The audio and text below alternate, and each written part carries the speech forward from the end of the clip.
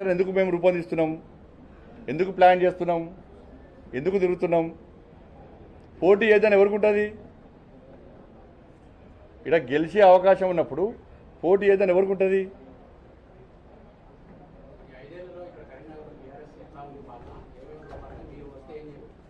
తప్పకుండా మేము దీనికి సంబంధించి మేము నేను పార్లమెంటు సభ్యునిగా ఏమేమి అభివృద్ధి కార్యక్రమాలు చేసినాం, గతంలో పార్లమెంటు సభ్యులు ఏమి చేసినారు, నేను ఏం చేసిన, బీఆర్ఎస్ పార్టీ ఏ విధంగా ద్రోహం చేసింది, ఏ విధంగా కబ్జాల పాల్పడుతుంది, ఏ విధంగా అరాచకాల పాల్పడుతుంది, ఏ విధంగా యువతకు డ్రగ్స్ గంజాయితో ఏ విధంగా వాళ్ళ బతుకులు నాశనం చేస్తున్నది, ఏ విధంగా అవినీతి అక్రమాలు పాల్పడుతున్నది, అన్ని విషయాలు స్పష్టంగా మేము ఎన్నికల్లో మా ప్రచార అస్త్రాలుగా మేము వాడబోతున్నాం.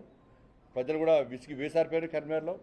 తప్పకుండా భారతీయ జనతా పార్టీకి ఈసారి మద్దతు చెప్తారు, భారతీయ జనతా పార్టీని గెలిపిస్తారు.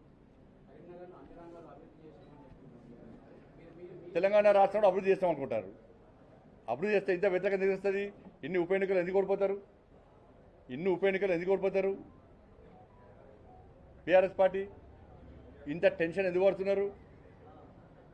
ఇన్ని వేల కోట్ల రూపాయలు వెచ్చించి ఓట్లు కొనాలని చెప్పి ఎందుకు ప్రయత్నం చేస్తున్నారు?